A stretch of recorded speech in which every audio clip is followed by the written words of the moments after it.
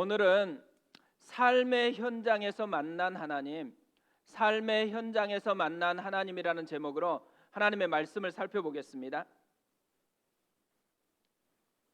예수님은 만나는 사람들에게 이런 질문을 자주 하셨습니다. 네게 무엇을 하여 주기를 원하느냐? 무엇을 해 주었으면 좋겠느냐?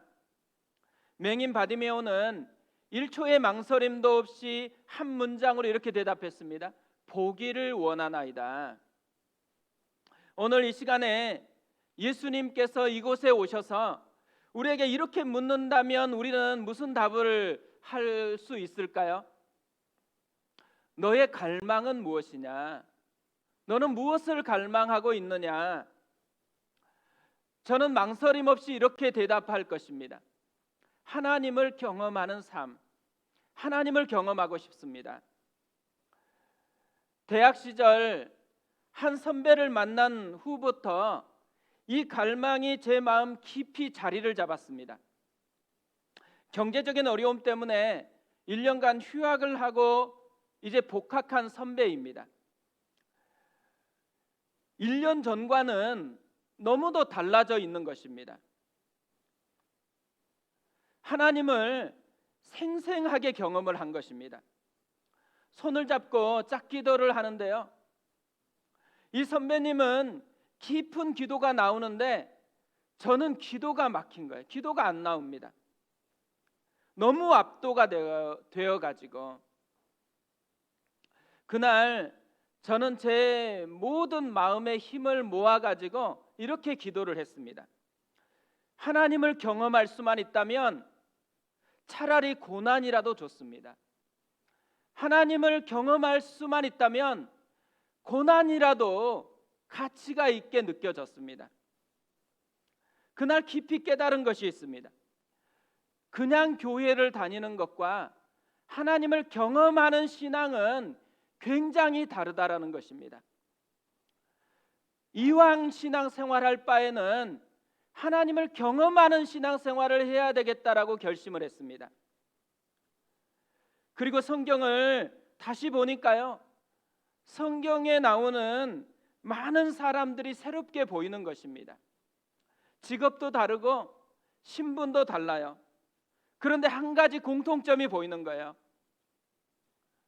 그들 모두가 하나님을 경험한 사람들이었습니다. 성경은 하나님에 대해서 공부한 사람들의 이야기가 아닙니다. 하나님을 경험한 사람들의 이야기입니다. 성경이 우리에게 도전하고 있는 게 뭘까요?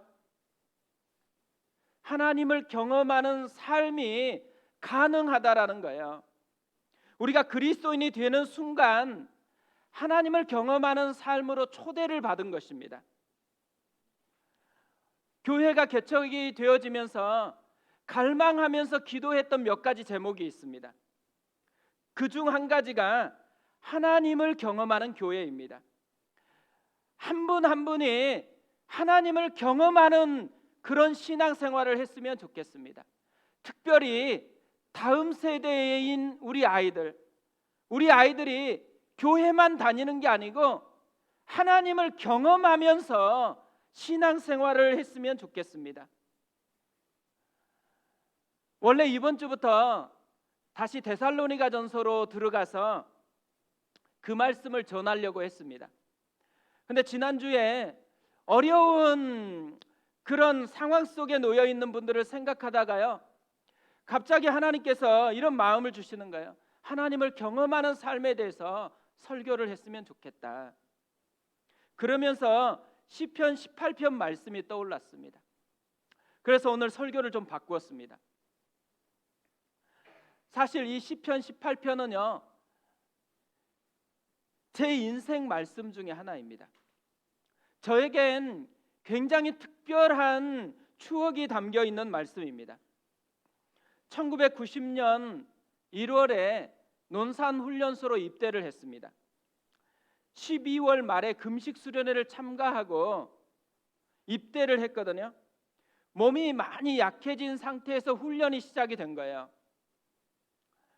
근데 훈련할 때 보니까요, 팔굽혀펴기를 그렇게 많이 시키더라고요.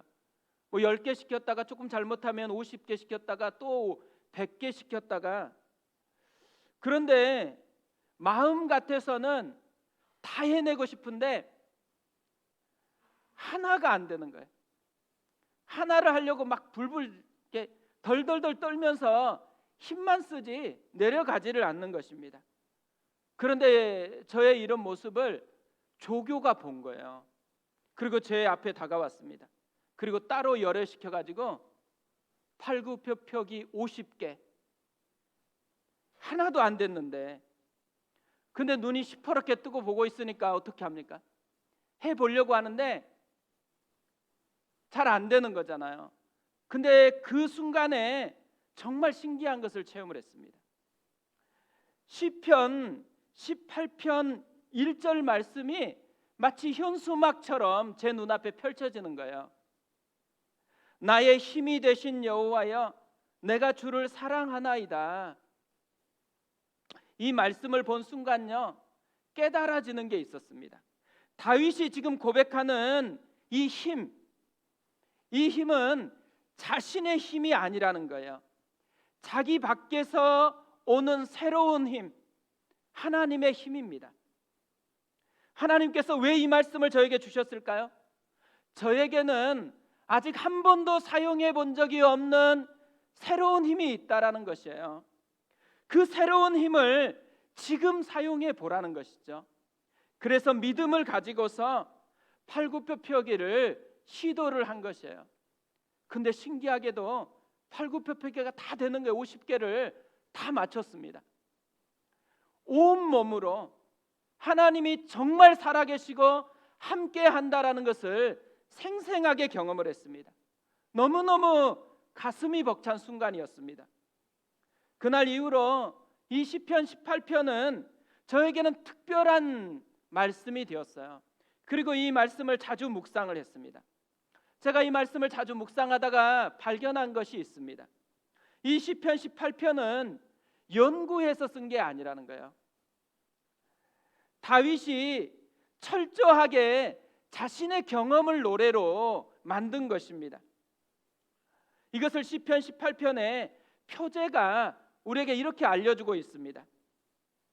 여호와의 종 다윗의 시, 인도자를 따라 부르는 노래. 여호와께서 다윗을 그 모든 원수들의 손에서와 사울의 손에서 건져주신 날에 다윗이 이 노랫말로 여호와께 아뢰어 이르되, 다윗의 시입니다. 다윗의 인생을 보면 크게 4가지 모습으로 나눌 수가 있습니다. 목동 다윗, 사울 왕의 신하 다윗, 도망자 다윗, 왕 다윗입니다. 특별히 이 시는 17살 정도에서 30살까지 도망자로 살아갔었을 때에 지어진 그런 노래입니다.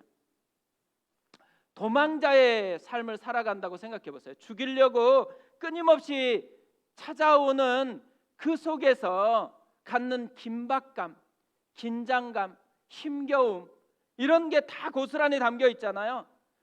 어떻게 보면 너무 처절한 삶의 현장 속에서 경험하는 아픔을 노래할 것 같잖아요. 근데 이 시편 18편은 슬픔의 노래가 아닙니다. 오히려 반대예요. 감격의 노래고 사랑가입니다. 첫 고백이 이것이에요. 나의 힘이신 여호와여, 내가 주를 사랑하나이다. 어떻게 이게 가능할 수가 있을까요? 이유는 딱 하나 있습니다. 하나님을 경험했기 때문이라는 거예요. 상황의 힘겨움보다 그가 만난 하나님이 더 크다라는 것이죠. 다윗이 지금 어른이 아니에요. 사실 17살에서 30살까지 그렇게 많은 나이가 아니거든요. 경험이 그렇게 많은 것도 아닐 텐데 어떻게 이렇게 하나님을 경험하는 삶이 가능할 수가 있었을까요? 오늘은 이 문제를 우리가 좀 살펴보려고 합니다. 다윗이 하나님을 경험하는 삶이 가능했었던 것, 삶의 현장을 하나님과 연결시켰기 때문입니다. 2절을 보면 이렇게 되어 있습니다. 여호와는 나의 반석이시요 나의 요새시요 나를 건지시는 이시여 나의 하나님이시여 내가 그 안에 피할 나의 바위시여 나의 방패시여 나의 구원의 뿌리시여 나의 산성이시로다. 많은 비유 단어들이 나와요. 반석, 요새, 바위, 방패, 뿔, 산성. 근데 이 비유들의 공통점이 있습니다. 다 하나님의 보호하심에 대해서 강조하고 있다는 거예요. 그리고 군사적인 용어들입니다. 그뿐 아니잖아요. 도망자로 생사를 넘나들고 있었던 다윗의 구체적인 삶의 현장에 대한 용어들입니다. 여기 나오는 반석이나 요새나 바위나 산성은 지금 사울 왕과 그들의 군사들이 쫓아왔었을 때 다윗이 피했던 모든 장소들이에요. 다윗은 삶의 현장 하나하나를 하나님과 연결을 시키고 있습니다. 반석, 평범해 보이지만 이 반석을 하나님과 연결시키는 거예요. 그래서 여호와는 나의 반석이시요. 동굴, 이 동굴을 하나님과 연결합니다. 그래서 여호와는 나의 요새시요. 그가 숨었던 바위, 그 바위를 하나님과 연결합니다. 그래서 내가 그 안에 피할 나의 바위시요. 산성을 하나님과 연결했습니다. 그래서 여호와는 나의 산성이시로다. 삶의 현장 하나하나를 하나님과 연결을 했어요. 결국 삶의 현장 하나하나가 하나님의 흔적이 되어버렸습니다. 다윗은 이렇게 삶의 현장에서 하나님을 경험하고 있어요. 근데 왜 많은 이 시대의 사람들, 이 시대에 하나님을 믿고 살아간다고 하는 우리들은 삶의 현장에서 하나님을 경험하지 못하고 살아가고 있을까요? 삶의 현장을 하나님과 연결시키지 않기 때문이라는 것입니다. 많은 사람들이 하나님을 교회 안에서는 연결시켜요. 하지만 삶의 현장에서는 연결시키지 않는다라는 것이죠. 예배를 드린 후에 하나님과 함께 삶의 현장으로 나아가야 되는데 예배 드릴 때까지는 그렇게 하나님을 사모하고 찾다가도 예배가 마치면 예배당에 하나님을 두고 홀로 삶의 현장으로 나가버린다라는 것입니다. 왜 하나님을 교회 안에만 가둬두고 삶의 현장에서는 연결시키지 않고 있을까요? 우리가 알고 있는 하나님, 우리 마음에 자리 잡고 있는 하나님의 그림이 그렇기 때문이라는 거예요. 하나님을 오해하고 있기 때문에. 당신의 하나님은 너무 작다라는 책에서 이것을 이렇게 이야기를 합니다. 오늘날 많은 사람은 마음속에 불만을 지닌 채 하나님에 대한 신앙 없이 살아가고 있다. 그들이 특별히 악하거나 이기적이어서 혹은 하나님이 실제로 안 계시기 때문에 그런 것이 아니다.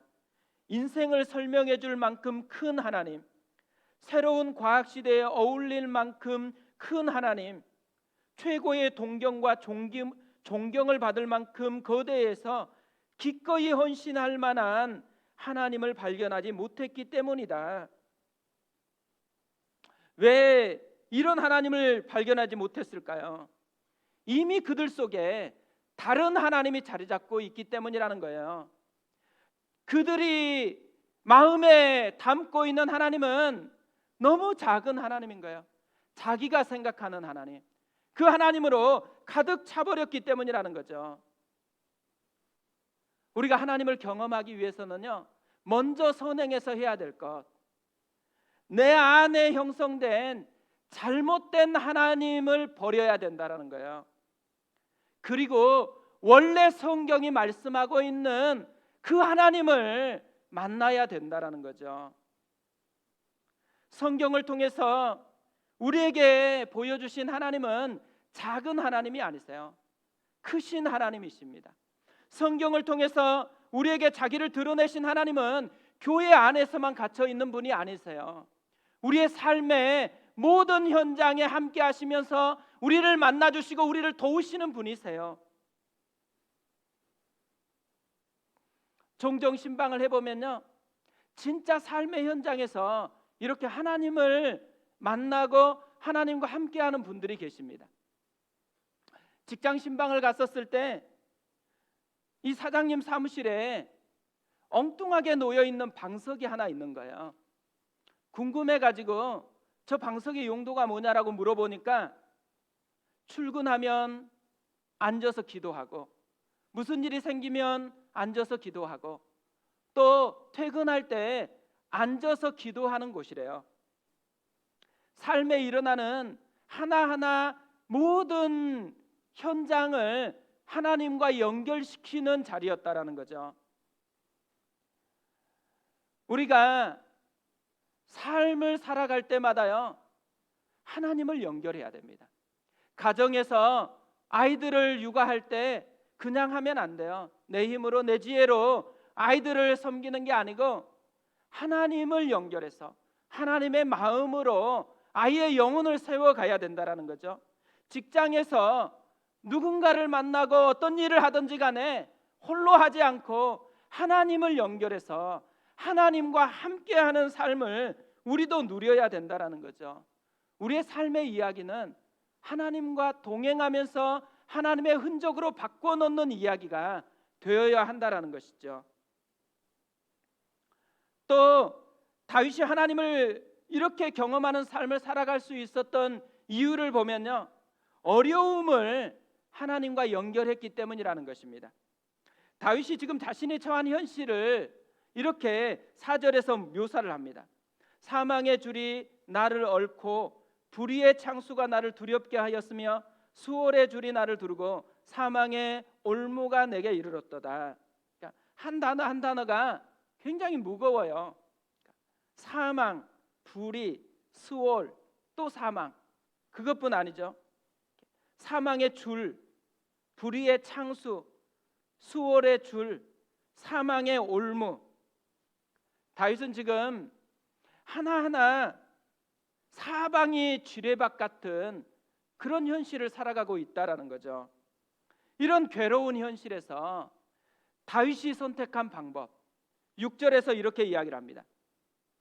내가 환난 중에서 여호와께 아뢰며 나의 하나님께 부르짖었더니 그가 그의 성전에서 내 소리를 들으시며 그의 앞에서 나의 부르짖음이 그의 귀에 들렸도다. 환난 중에서 여호와께 아뢰며 나의 하나님께 부르짖었다. 뭘 의미하는 거예요? 환난을 하나님과 연결시켰다라는 거죠. 어려움이 왔었을 때 혼자 씨름하고 한탄하는 것이 아니고 그 어려움을 하나님과 연결시켰다라는 것입니다. 진짜 능력은요, 남의 능력을 자신의 능력으로 활용할 수 있는 것이죠. 다윗의 지혜가 어디에 있어요? 하나님의 능력을 자신의 능력으로 활용할 수 있었다라는 것입니다. 자신의 제한된 능력으로 살지 않고 제한이 없으신 크신 하나님의 능력을 자기 것으로 연결시켜서 살아갔다라는 것이죠. 이렇게 하나님께 연결하니까 무슨 일이 일어납니까? 6절 하반절에 이렇게 되어 있습니다. 그가 그의 성전에서 내 소리를 들으시며 그의 앞에서 나의 부르짖음이 그의 귀에 들렸도다. 독특한 게 하나가 나와요. 다윗이 지금 기도를 어디서 하고 있어요? 삶의 현장에서, 어려움이 처한 곳에서 기도를 하고 있어요. 근데 응답은 어디서 온다고 얘기하고 있습니까? 그의 성전에서. 왜 다윗이 삶의 현장에서 기도하면서 내 삶의 현장에서 하나님이 나에게 응답하고 나를 만나 주셨다 이렇게 표현하지 않고 삶의 현장에서 기도했는데 응답은 그의 성전에서 나온다고 그렇게 고백하고 있을까요? 저는 이 고백을 묵상하다가요, 다윗이 지금 하나님을 연결하는 신앙을 어디서 배웠는지가 깨달아졌어요. 다윗은 하나님의 성전에서 하나님을 만난 거예요. 성전 예배를 통해서 하나님이 어떤 분이신지를 생생하게 경험을 한 것이죠. 그 생생한 경험이 삶의 현장으로 흘러가는 그런 삶을 맛보게 되었다라는 것입니다. 예전에 우리 믿음의 선배들이 그래서 이런 말을 했다고 생각해요. 예배가 살아야 삶이 살아난다. 예배가 살아야 가정이 살아난다. 예배가 살아야 이 나라 이 민족이 살아날 수 있다. 이 다윗의 모습을 보면서요, 우리가 하나님을 삶에서 경험하기 위해서 반드시 해야 되는 것 한 가지, 우리의 예배가 살아나야 된다라는 거예요.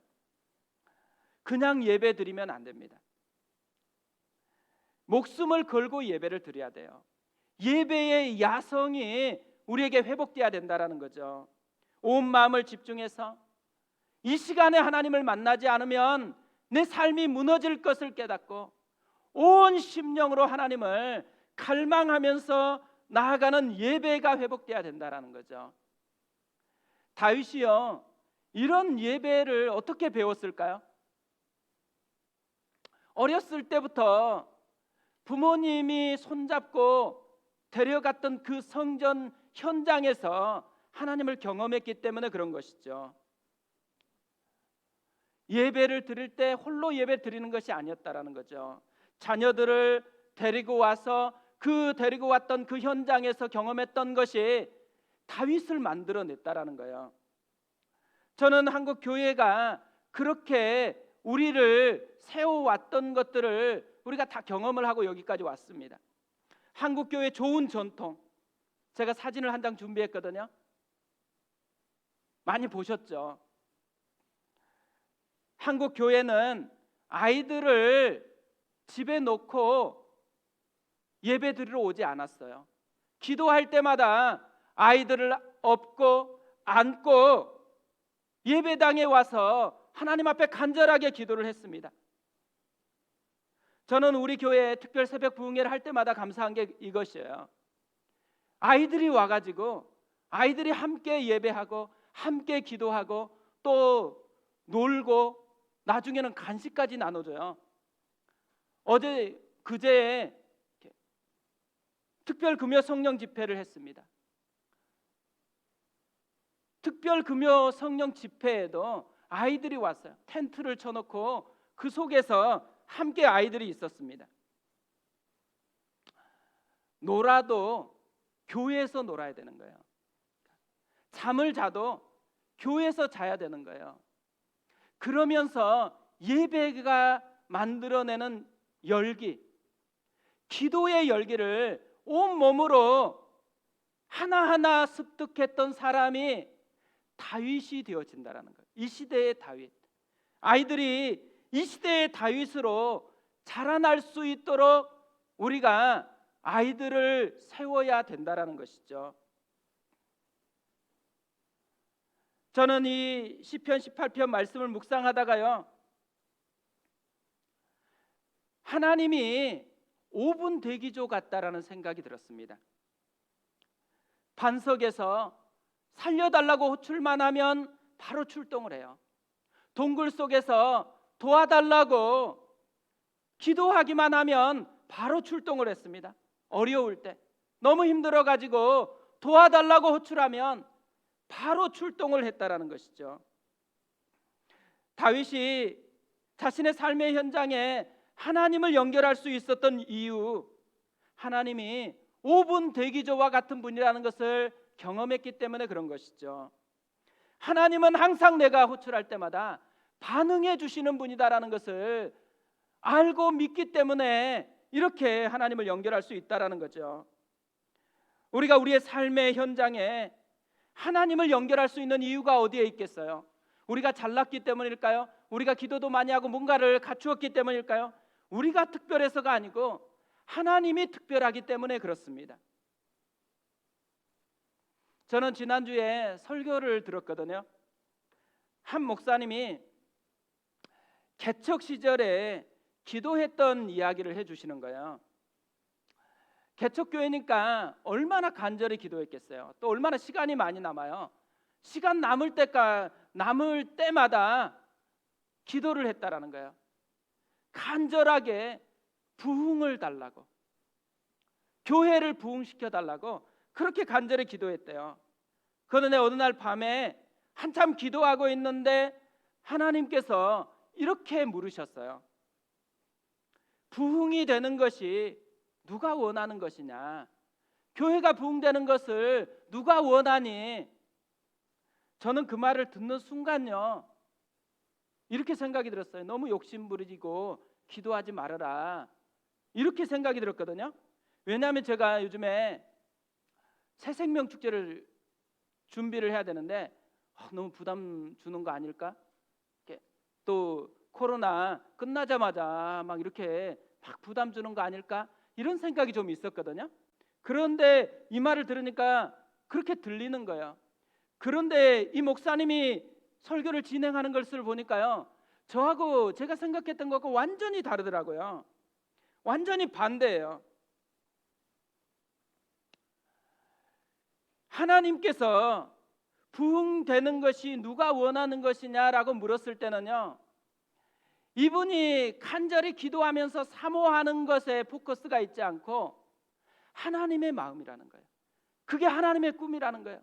죽은 영혼을 살려내는 것, 병든 영혼을 고쳐내는 것, 상한 심령을 살려내는 것, 잠든 영혼을 깨워내는 것, 하나하나가 하나님의 갈망이고 하나님의 꿈이라는 거예요.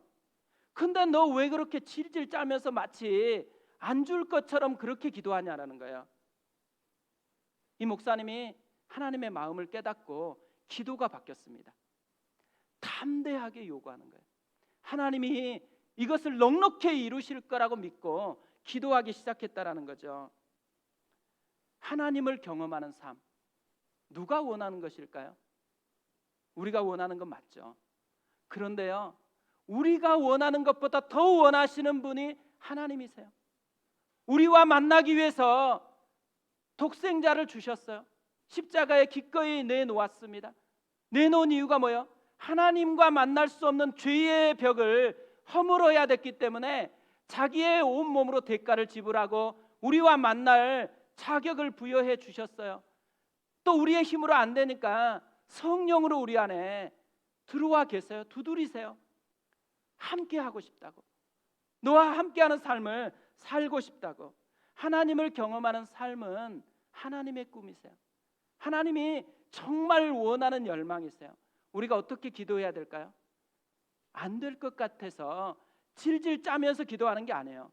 담대하게, 하나님이 원하는 뜻이니까 담대하게 기도해야 된다라는 것입니다.